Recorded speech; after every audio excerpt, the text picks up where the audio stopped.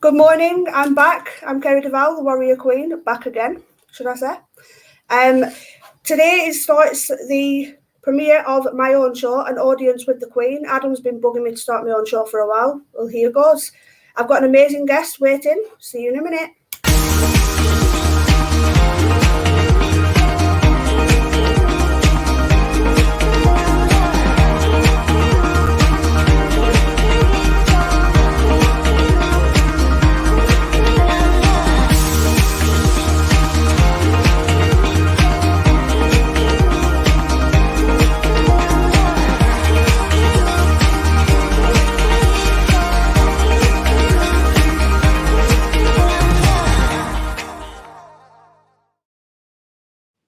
Welcome to Warrior TV, Rebecca.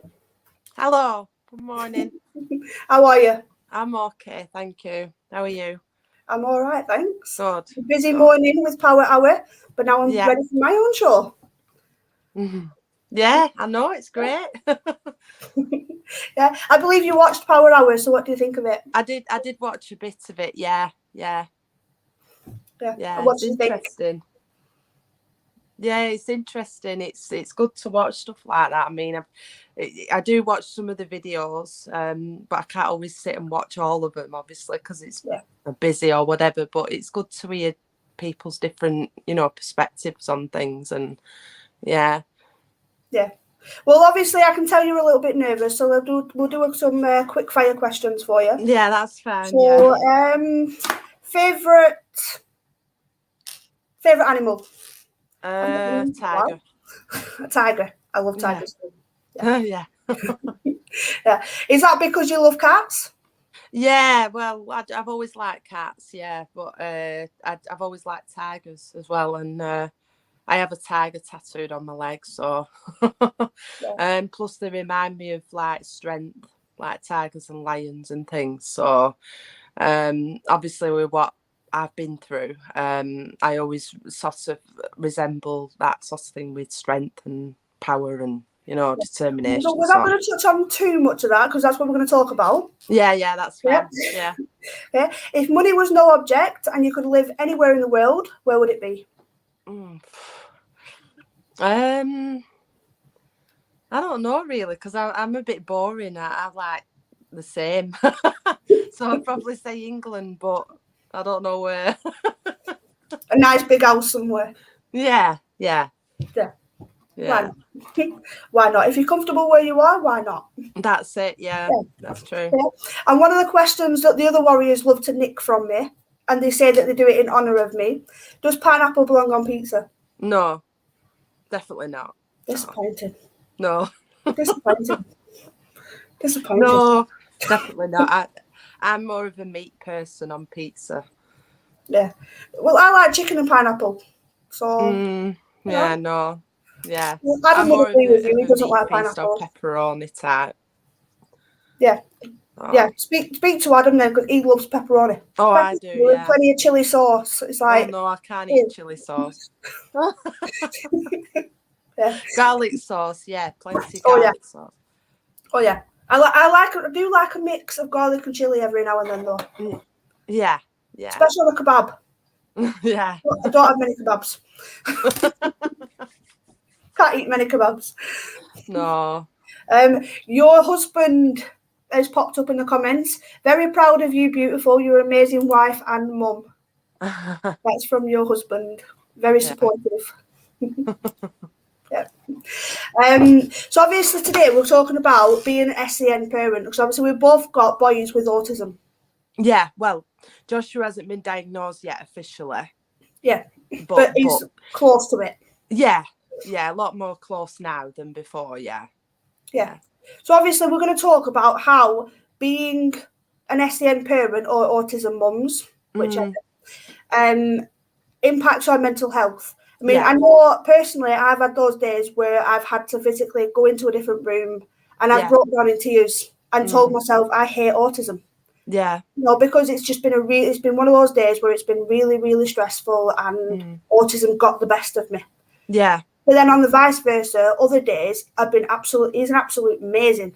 I love his autism and I love the gift that it gives him. Yeah. Yeah. So I'm gonna take you right back to when Joshua was first. Well, it was first mentioned that Joshua might have autism. Well, yeah. I mean, I guess obviously the start that he had, obviously with him being in hospital when he was born and everything else. I mean, that I'll be here all day if I talk about all that. But I think obviously when Joshua came home from hospital, it was about 6 months old, and when he was around, I'd say 1.5, 2, something like that. Obviously, he had the development delay, so it was, he wasn't sitting up when obviously the milestones expected the sitting up. The walking and the gross motor sort of delay and things like that. So there was obviously that, but we could put that down to obviously him being premature and all the time that he spent in hospital. But then I think it was around the time that he started nursery, when he was around 2, something like that. And we started to notice that he wanted things in certain ways, and he would line things up, and we would have meltdowns over the slightest thing. Something that would just seem to somebody else that was just something and nothing, but to Joshua obviously it was a lot more different. So I mean we sort of noticed that then, and obviously researching things and looking at different things, you sort of think, well, yeah, he could be autistic, or it could just be because of his development delays, or trying to put it down to one thing. But over the years, he's 7 now, it's become more and more apparent. He has a lot of traits now. So so obviously, how did it impact you when you first heard the words autism associated with your child? It's not a shock as such. It's more like you sort of feel like resentful in a way, because you think, why can't my child be normal as such? I mean, it's that nobody's normal, but you sort of feel like, my child's been through so much, and now there's something else that is added onto it, and it sort of makes you feel a bit like, why me, sort of thing. And you look at other children, you start to compare in your head. You don't mean to do it, but you sort of think, oh, their child's normal as such. Their child can do everything that my child can't do, and you go through them sort of things in your head, and it's hard to get away from that. And you know what, I can completely relate. When we first heard the words autism with Lucas, it was a shock, because obviously, when you're pregnant and you find out it's a little boy, you start thinking, my little boy is going to be one of these world-class footballers earning millions. Well, I certainly did anyway. Wanting the very best of life for him. And then when I heard the word autism, because I didn't know anything about autism at that point, I didn't. I broke down in tears that night, and I cried, thinking, I don't want this for him. I don't. Autism's going to stop him doing anything in his life. And there was a lot of negative that went through my head that night. And I did. I spent hours and hours crying. But then I told myself, right, okay, he's been handed this card in his life.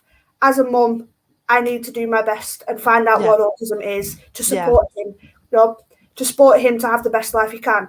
So I went onto Google and I typed in what is autism, and I spent the best part of a few more hours. I must admit, I was up all night that night, reading about autism. And I was reading, and it got onto a page where celebrities with autism. Well, I won't call them celebrities now. They're just more successful people, because I see myself as a celebrity on Warrior TV. I am anyway. I've got to, of course. And I read, obviously, reading about these people with autism and how much it's not stopped them, and how much they've used their gifts to launch themselves into successful careers. And they've gone on to make millions, travel the world. It's not affected their life whatsoever. So I quite quickly worked out autism isn't going to close doors for him. It's going to open doors for him. Yeah. And obviously I found out that obviously autism, every child with autism has their own gift. So what's Joshua's gift? He has an excellent memory. He's very witty as well. But yeah, his memory is fantastic. Like he remembers names of things, information, which can be like a block of information that he's only really heard once on the television or read once in a book, and he'll tell you all that, and he'll tell you the specifics as well. And sometimes you just sit there and think it's mind-blowing, the stuff that he knows and the stuff that he remembers. And obviously them sort of things I know are quite, strong autistic traits, because he likes to, what's the word, like, he likes to remember, he'll copy things that he's heard on the television, word for word. Phrases and sentences, and like a block of, and there's a lot of echolalia with Joshua, but it's more delayed echolalia, so it can be later on in the day where he repeats that information again. But yeah, he's I would say, there's a lot of things about him that are great. Obviously I would say his memory is the main thing, really, the main gift, I would say. Yeah, it sounds like Lucas. He's got a photographic memory. Yeah, Joshua has. Yeah. So let's say, how old was he? Around about Joshua's age now, so about 7. Yeah. He could tell you all the planets in the solar system, but then the dwarf planets as well. Yeah. I didn't even know we had dwarf planets, but then Lucas started telling me there's dwarf planets. I'm like, what the hell is a dwarf planet? Yeah. And he started coming up with all these names, and I'm like, he's blinding my head. I know. Well, I'm like, what are you doing to me, child? The thing is with Joshua, he has what I call like a circle, and he has these obsessions of interests, like say dinosaurs, and then it'll be monster trucks, and then it'll be football or animals, whatever, and it goes round in a circle. And what he'll do is say he'll be on dinosaurs for a few months, so everything is about dinosaurs on the television. All he talks about is on that one thing, and it's not really an interest, it's more of an obsession. And then he'll go on to the next thing for a bit, and then he'll go on to the next. And when he's like, say, dinosaurs, he'll tell you all the dinosaurs' names, literally every single dinosaur. He'll tell you what period they lived in, Cretaceous, Jurassic. He'll tell you whether they're carnivore. And when he's interested, when he's obsessing on that topic, he sort of collects all the information on that topic, and then he'll tell you all about it. And it's things that I don't even know. I've learned a lot from him, Yep. So yeah. And you know what? It's exactly the same with Lucas. At one point it was Paw Patrol. Yeah. And he'd sit there and watch hours and hours and hours of Paw Patrol, and it was like, oh my God. Yeah. Yeah, they watch the same thing, yeah. Yeah. And at night time when he's in bed, the song's still going through my head, and I'm like, oh my God. I know. The worst thing about it is he'll leave the room and you'll get that into the program. You're like, I want to see what happens now. You find I know what you mean. It. Yeah, it's like that with Joshua. He likes to watch the same things over and over and over again, even if you've seen him a million times. And it's like, by the end of the day, you're like, oh God. Yeah, he's like, is it not bedtime yet? Yeah, I know. Yeah. Yep. So. Yep. Yeah. And obviously, every single payday, it was out into the toy shop. Yeah. To get the next Paw Patrol toy. Christmas and birthdays, everything was Paw Patrol. There wasn't a single toy, that wasn't Paw Patrol. So glad he's out of that right now. Yeah. And now he's into Rubik's Cubes. All right. Yeah. I mean, the solar system, the solar system stuff, it's still there. That Yeah. pops up now and then. Yeah. But then obviously maths as well, and maths Yeah. and science and physics. I Right. mean, he's at college level physics. Yeah. So he'll come out with stuff, and it's like, Yeah. I don't know, mate. I Yeah. didn't do maths and science No. at college. That's No. way out of me. It's like the beyond the years, isn't it? Like with Joshua, it's like he's beyond. He's like he can talk sometimes, and he sounds like he's a teenager at secondary school. Say hello. Hello. Right, go on. Yeah, it's like he's a teenager at secondary school. And I just think, where are you getting this information from? But I know that he's getting it from books and what he's watching on television. It's just that he's just remembering absolutely everything. Yeah.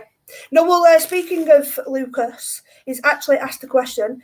How does autism impact your talent? What do you mean by that? Like my talent. How does autism impact what? Talent. Her son's talent or her talent? Mine. No, we're not making the show about you, mate.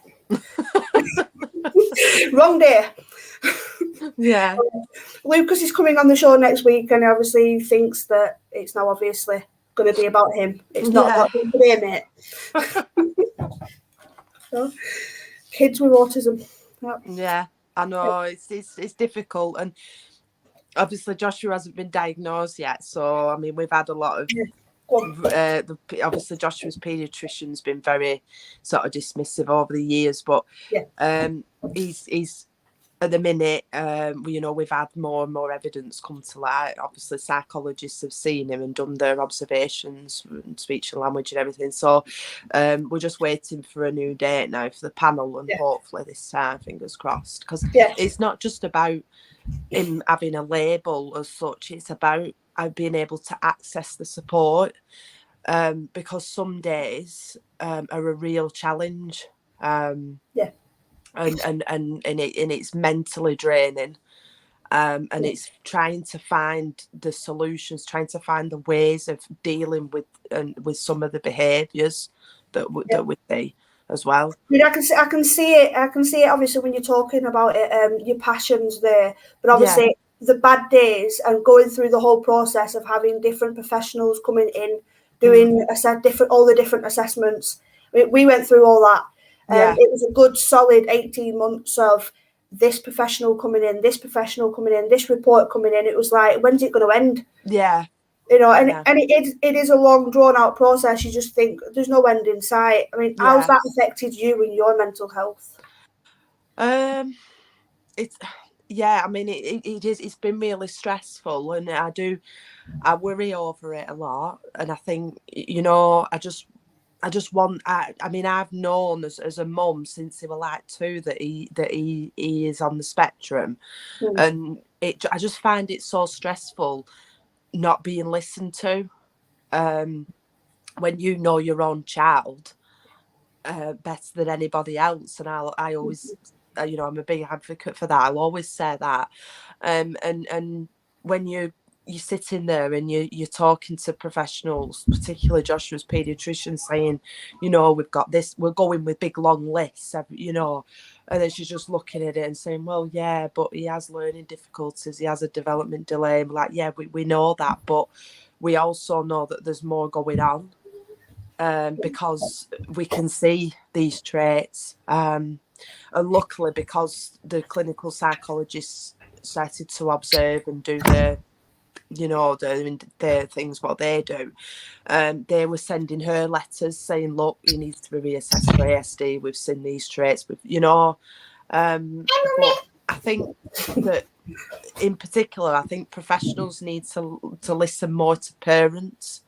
I know that we're not trained, and we've not got all these qualifications, but I think that parents know better than anybody else. Definitely. Yeah, and you know what? I've been through that. I've got on the phone to the paediatrician. I think, to be honest, they do have the same paediatrician. I think we have spoke about that, and they do have the same one. And it's like I said to you then, is she's like, you've got to tell her, look, this is how it is. You know, with Lucas, this is happening, that's happening, this happening. You know, and we've been the same. We've gone to appointments, or we've spoken to her over the phone with long lists. This is happening, this is happening, this is happening. Yeah. I mean, she recently diagnosed him with autism, not autism, with ADHD and ODD. So obviously they're alongside his autism diagnosis that he's had for a few years anyway. Yeah. You know, and it took us another solid, 18 months, 2 years. Say, look, you know, we think ADHD is there because the way that he's reacting, if like that, it's not just autism. You know, and obviously she's like, oh, well, his behaviour, because he's got autism, it might be linked. I'm like, well, yeah, it could be the autism, but we think the ADHD might be there as well. Yeah. Can we do the assessment for ADHD? Yeah. You know, and it took us a while, but she finally listened to us, and he went for his QB test last year. And it took us about 3 months to get the results back. And lo and behold, ADHD and ODD popped up. You know? Yeah. I mean, ODD was something that we touched on, but we didn't know he was going to have it. And obviously we were reading into ODD, and the behaviours he's doing now definitely explain the ODD. Is that the oppositional defiance? Yeah.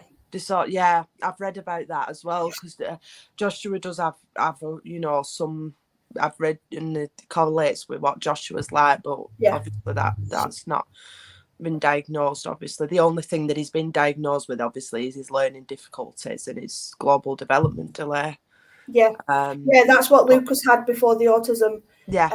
So obviously when the autism diagnosis came on, and obviously the panel said yes, autism, that global delay was removed and the autism took over it.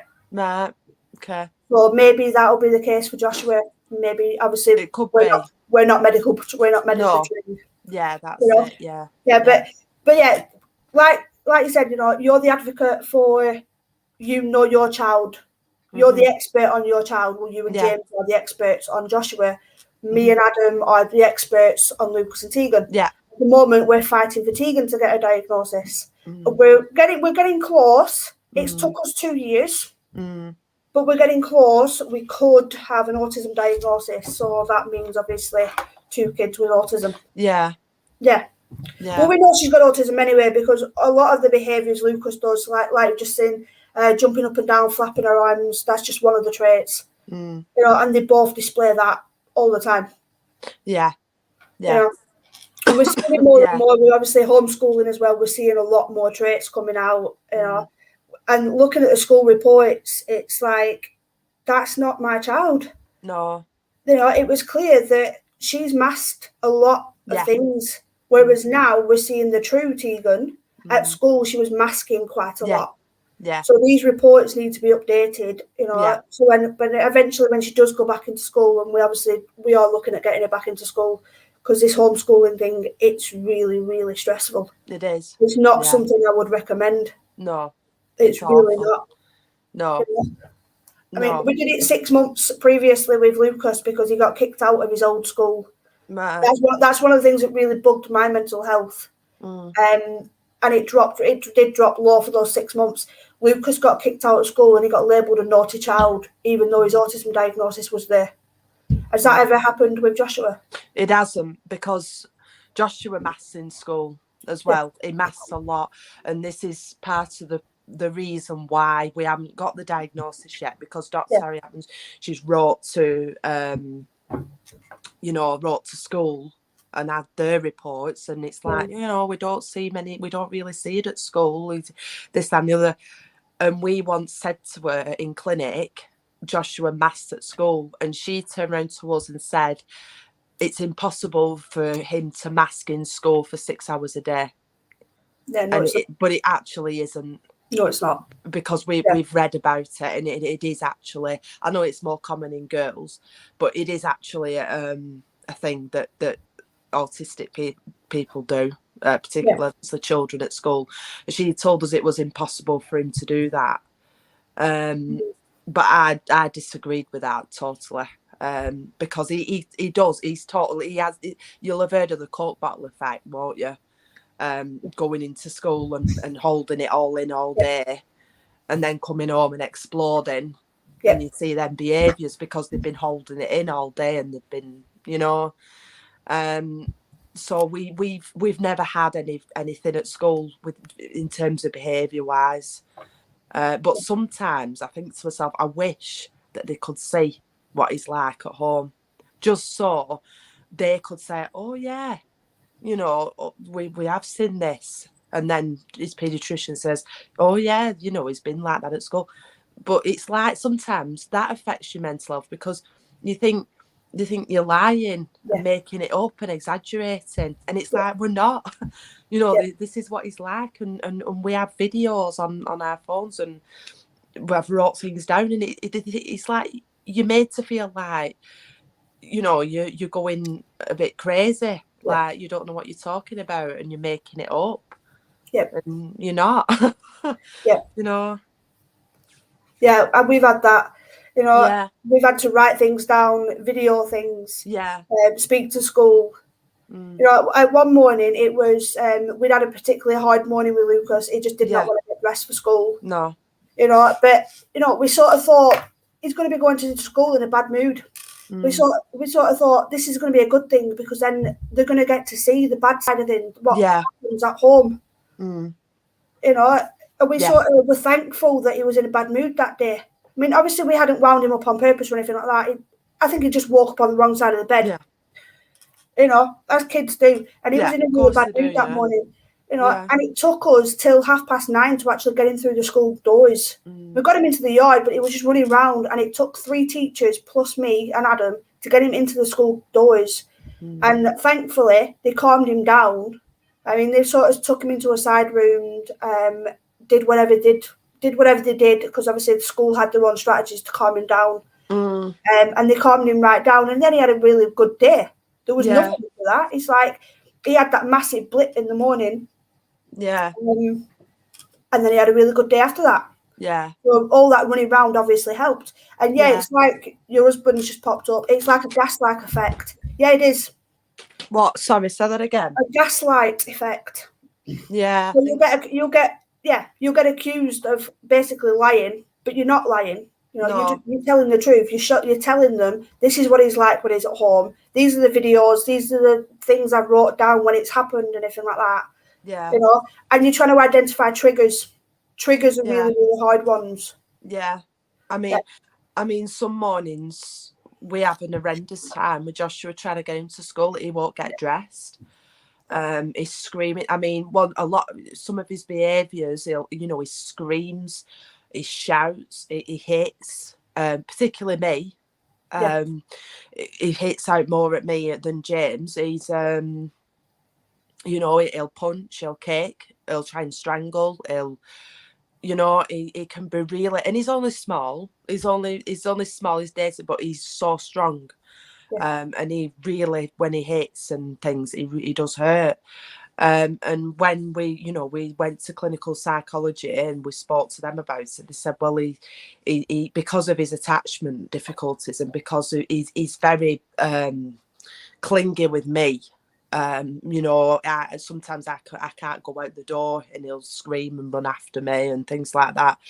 They said that's why he hits you, because he's got that sort of attachment thing with you, even though it sounds a bit silly. You think, why would he hit you? But they explained it and it sort of makes sense. But yeah, I mean, it can be horrendous, and at that time you just want to sit there, you just want to cry, you just think, I remember, do I deal with this screaming and hitting? And when he goes into that meltdown, and you'll know what I mean, you can't do anything then. You can't reason with him, and you just think, I need support. I need some help with this. And it's so, it really is. It's difficult. There's some days I've sat there and I've just cried because I don't know what else to do. Yeah, and you know what? Yeah, I've had that moment. I was explaining obviously before we came live yesterday. We'd had a really, really bad afternoon with Lucas, and I sat there and I burst out crying. Yeah. Because that was one of those moments where I hate autism. Yeah. Because of the bad days. I mean, when we're having a good day, I love it. I love how Yeah. cuddly he is and how clingy he is, and I love the fact that he makes like a baby voice. You know, he'll go, "Mummy," he'll give me a biggest cuddle ever, and I love that. I love that side of him. But then on the opposite side of him, me and Adam call him Hulk. He's got a Hulk inside of him, and when that red mist descends, there's no reasoning with him. No. Everything goes out the window. Yeah. I mean, and with me, it doesn't hit me. It's more towards Adam. Right. Yeah, we think that might be the ODD. Right. The fact that Adam is seen as the authority figure at home, and he'll go after the authority figure. So maybe that's the case with Joshua. Again, I'm not medically trained. I'm just going off experience with my own child. Yeah. You know, Yeah. that could be early signs of ODD with Joshua. You know, the fact that he's only going after one parent and he's not doing it with James. I mean, yeah. I mean, he has lashed out at James. He has lashed out at James, but it is more towards me than James. But yeah, he's lashed out at both of us. Yeah. And you know, and I know personally when he does lash out, Adam it's got to the point where Adam's left the house and gone for a walk. You know, and every time that happens, I'm like, oh God, you know, I know what sort of night this is going to be. You know, it's hard. It does. It gets very, very stressful, very, very emotional. It does. Yeah. It does. It is. It's horrible. I mean, I remember when we went to psychology and they were trying to give us strategies to put into place, and they said, you know, when he comes towards you to hit you, stand up and walk away from him. Just don't say anything, just walk away and things. And they were trying to get us to do these techniques like the ignoring, you know, in planned ignoring and things like that. It just didn't seem to work. Because the more you ignore him, the louder he gets and the more aggressive he gets. And with Joshua, and you know, you'll relate to this, it's 0 to 10 in a split second. There's no build up to it. It's literally when he blows, he blows. And then once he blows, there's nothing you can do. You can't reason, you can't talk to him. You have to wait for him to come out of that meltdown. And then when he eventually calms down, he'll want to cuddle. He gets upset, he cries, and then he wants to cuddle then, and he's very he's quite tactile, wanting cuddles, and then he'll calm down. But you know, it can just be over the slightest thing ever. I mean, you know, at bedtime he wants certain things with him at night. He'll be looking for something and he'll say, "Can you find this, mummy?"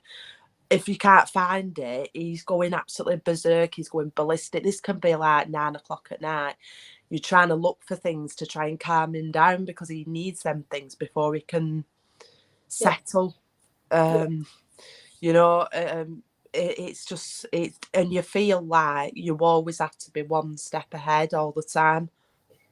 You sort of know what's going to come next. You in your head, you know, oh, he's going to want this. I'm going to have to do this because he'll want it. This, and you sometimes think to yourself, what? My head is just completely, you know, because I'm having to think all the time. You know? Yeah, and you know, and when it comes to the strategies and everything like that, one of the things we put in place was just planning maybe a simple day out. If we had to go and do some school shopping or something like that. We had to get a book with the days of the weeks on. So obviously on this Saturday we were planning to obviously go and do the school shopping. We had to print out. I spent so much money on printers over the years with Lucas. It's mad. But we had to print out the logo of the shop. So if it was, I don't know, say Argos or Shoe Zone or Dykeman or whatever, something like that, you know, we had to print out that shop and we say, look, we're going to go to that shop because we need some school shoes for you, Lucas. Or we're going to go to this shop because we need your new school bag, Lucas. And we had to plan the day out. And if we drifted off that, he would have a meltdown in the middle of town. And that'd be it then. You know, I mean, you have to prepare, don't you? We have to do that. We have to. I always call it like the 10-minute warning. I'll say, right, in 10 minutes, Joshua, we're going to get ready for bed, or we're going to go to school. In 5 minutes, we're doing this. And I do that every day with him, and it's sort of imprinted now in me to do it all the time. And it's the same with us. If we say, oh, we're going to town to get you some new shoes, like you said, or going to get you a new coat or whatever, he has that in his head that that's what's happening. And if you go away from that or something changes, he can't deal with that.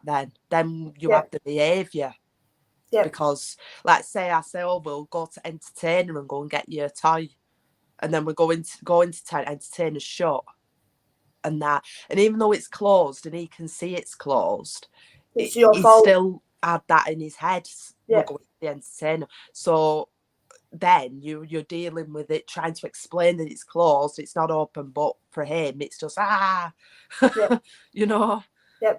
Oh. Yeah, it is. Yeah, you know, and obviously this is why we started doing where it's 3 days in advance.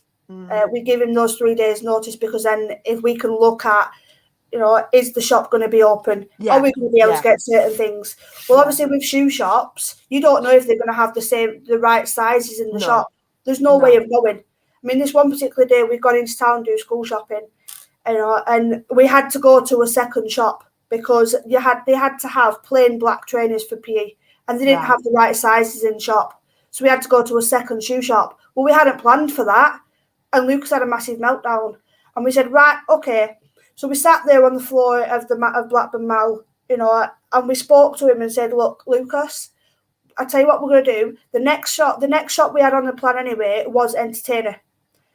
You know, so we said, we'll go to the Entertainer now, and then after Entertainer, we're going to go to another shoe shop. Yeah. So we sort of, because he had that little bit of, okay, we're going to carry on with the plan, but then we're going to do the change. Yeah. That sort of worked. Yeah. But that, you know, I will note that doesn't always work. It doesn't, no. Sometimes you can. Sometimes you can sort of say, right, well, we're still doing this, but we just need to do something. Yeah, I know what you mean. I do, Yeah, so obviously we had to do it that way. You know, I mean, obviously we planned to go to Entertainer and then go up to Asda to do the food shopping. Right. But obviously we didn't do that way. We had to go from Entertainer to a second shoe shop to go and get the trainers, and then went up to Asda. So we still had that, but we still had that order, but obviously we had to go to a second shoe shop. Yeah. You know, God forbid we have to do that again, because I absolutely hate shopping with Lucas. It's, you know, we go to town, he'll go to the toy shop, you know, and that's it. He'll just wants to go home then. Yeah. Yeah. You know, Adam's just put in the comments, I remember sitting on the floor of a packed out Trafford Centre in Manchester, and he shed a tears because Lucas was in crisis. Yeah. Well, don't go anywhere near Manchester Trafford Centre with a child with autism. No. We made that mistake once and never do it again. No. It's bad enough going in town. I mean, Joshua's like that. He'll want to go to Entertainer. He likes the Entertainer. We'll go in there and he'll want to get whatever it is at the time that is, you know, is his obsession at the time. He'll go looking for. And then, if I say to him, right, well, we're going to get your haircut today to hairdressers, and then we'll go to Entertainer and that, and then but once he's with Entertainer, that's it. So I always try and say, right, well, we'll go to get your haircut first, then we'll go, you know. But then once we start going in the other shops, that's it. Then we've done the haircut, we've gone to Entertainer, we're going home, sort of thing. So it is challenging. As much as I love him to bits, of course, but I'd rather not go shopping with him than go shopping. So I must admit, you know, online shopping is a godsend when you've got a child with autism or multiple children with autism. Online shopping is a godsend, but obviously there's times where it's not physically possible. You have to go to the shops. Yeah, exactly. Yeah, it's not always possible. No. Yeah. So how does it affect you when you're out and about and I'm going to say Lucas then, and Joshua is having a meltdown and other people are staring at you, giving those judgmental looks? That makes me really angry, definitely, because I think, you know, people these days, like you said, they're so judgmental, and they look and they just think, oh, the child's really naughty, they should tell them they should be doing this, they should be doing that. People sort of have their own ideas, don't they, about what you should parent like. And if that were my child, I'd tell them, you know. And you just think sometimes people are just so ignorant because they don't take the time to think, well, that child might have difficulties and that's why they're behaving like that, you know. But I think there's so much ignorance around these days, and that is the main issue, is people's just ignorance. And that makes me really angry, really. And sometimes it can be embarrassing, can't it? You know, like if you're in town and it's busy and then everyone's looking, you can find it a bit embarrassing, like, oh, everyone's looking at me and I'm, you know, that you know. And obviously it's got to the point where sometimes where this little old lady said something, she muttered under her voice, kids having kids, you know, and I sort of, because it got to that point where I'd had enough, I snapped back and I said, you know, and I said, he's got fucking autism. I apologise for swearing, you know. And she sort of looked at me as this, what the hell's autism? And carried on walking. Yeah. You know, it's because there's not a lot of awareness of autism. It feels like you've got to, you know, have a sign over your head, you know, my child's got autism. Yeah. You know? But then obviously there's been times where I was in a card shop at one point and the woman in front of me turned around and said, has he got autism? I said, yeah, he has. I can tell. You know, so you do find those, a select few that can. You do. Yeah. That do understand. Yeah. You know, obviously there's a lot of judgmental people, there is. There is. Judged for it. Yeah. I mean, it helps when you've got people who can relate to it in some way or another, like they have a family member with it or their own children or whatever, or they're just clued up. It really does help. But when you've just met with ignorance, that can be really, that can affect you mentally, because you start thinking, you know, oh, is it me? Like, am I doing something wrong as his mum? You know, because I suffer with anxiety. It's not like it's not major anxiety, but it's anxiety over certain things, like, oh, am I doing this right? Am I doing that right? Oh, Joshua's uniforms needs to be sorted for school. If they're not, it looks scruffy and everyone will be talking about me. You know, them sorts of things. And that sort of things that can affect you as well when you've got a child with additional needs, definitely. Yeah, it does. Yeah. And you know what? I'm exactly the same. I'm more worried about what people think of me as a parent instead of me as a person. Yeah, that's what I'm like. You know, when I'm out and about, I mean, I've got anxiety as well. You know, I'll only go out once a week.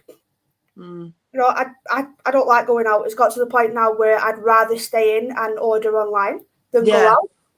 You know, that's one of the biggest things with me at the moment, is I just don't like people.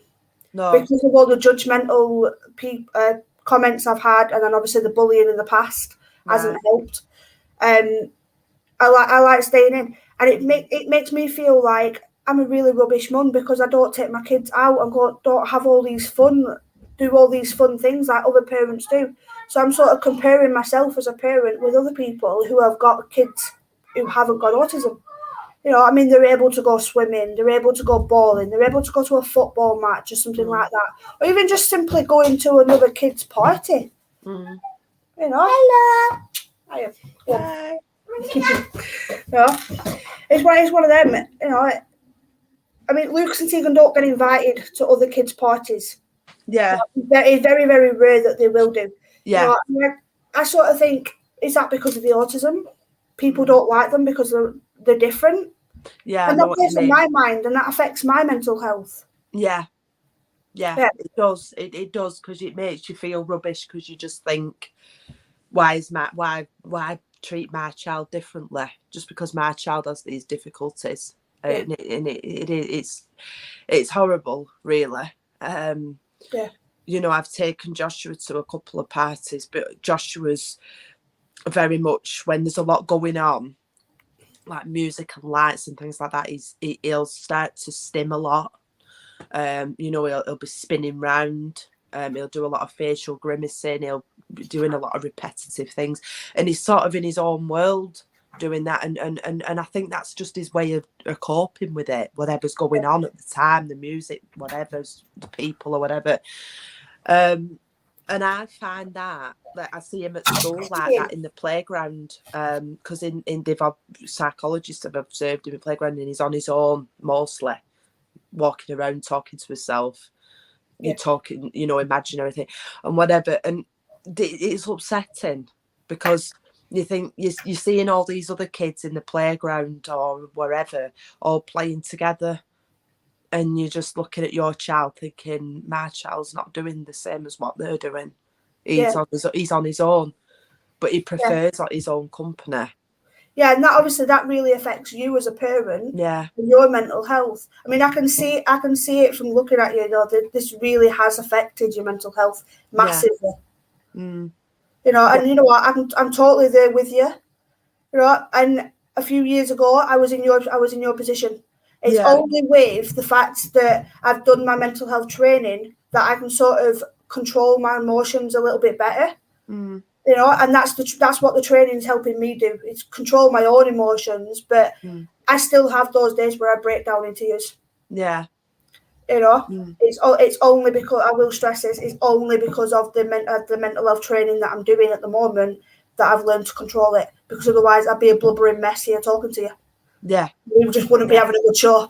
you know. So obviously, credit to myself there for doing the mental health training and being able to have these powerful shows where I can touch on things like this that I am really passionate about and not turn into a blubbering mess. Yeah, definitely. You know, I mean, obviously, I know this has been a hard show, and for you, I can tell it through. I can tell through looking at you. It's been a hard show to talk about these things, but I don't think we're quite finished. So I'm going to bring you back on another show in a couple of weeks, and we'll talk about it again, because I think it really is an important issue. We need to highlight it more. Yeah, definitely. Yeah, I think a lot of people out there, there's a lot of, like I was saying before, there's a lot of ignorance, but I think there's also a lot of people out there who go through this as well on a daily basis with children. I mean, not just with autism, with ADHD, or with any other sort of disabilities or difficulties. And I think, I think there's not enough support out there for parents, with children with difficulties. And I think that's where a lot of parents, they sort of just feel alone, and they feel like there's not enough support out there and what they can access and what they can do and things like that. Because like with Joshua, for example, like you were saying, we can take him out and things like that, but we have to prepare him for it. We can't just say on a day, oh, do you want to go to Blackpool? And then he won't, because we have to tell him like the week before or a few days before or whatever. So it's not like other children, we can just say, oh, come on, we're going out today, because we have to prepare him for it. He has to know what's going on. Like, I'll tell him when he's going to school, oh, Nana's picking you up after school today, or Daddy's picking you up, or whatever is going on. We're going to Grandma's after school, or Nana's coming out, because otherwise he can't deal with what's going on. Yeah, definitely. And it's the same with Lucas. Obviously we have to pre-warn him of any changes. So if we're going to go down and go and see grandparents, I have to tell him about it. But the worst thing about it is it'll get to the day you've planned to have a day out, and you've planned all these activities for us to do. And then the weather changes, and it's absolutely chucking it down. Yeah. And you need a nice day for the activities we've planned, like going to the beach. Can't just plan to go to the beach in a few days, because if the weather is rubbish, exactly. You can't go and sit on a beach when it's throwing it down. No, you can't. This is it. I mean, Lucas probably would. Yeah. He wouldn't care. Yeah, I know what you mean. Yeah, and they still want to do it, even though it might have changed. They've still got it in their head that they're doing it. So it's like, well, no, because you said we were going. And then it's like, oh no. We've had to change plans. Whereas now, obviously, we say to him, look, we're gonna plan to do this, but we're gonna have a backup plan as well in case the weather is rubbish. So now we've taken to having that backup plan in place. So if we do plan to go out, say to the beach or something like that, we always have that backup plan in place. If the weather is rubbish, we're going to do something else. So maybe it is that we still go to Blackpool, but we just won't be going to the beach. Yeah. I refuse point blank to go on a beach in the pissing down rain. No, definitely not. No, definitely not. No, because when Lucas is ill, we know about it. Yeah. That's another thing that's really, really stressful as a parent with any SGN child, not just autism. When they're ill, you know about it. Yeah, definitely. Yeah. Definitely. Yeah. Right. Well, you know what? You've been an absolutely amazing guest, and I want to bring you back. I want to definitely bring you back. Yeah. I won't talk about it again. Yeah. You know where I am. My cat again.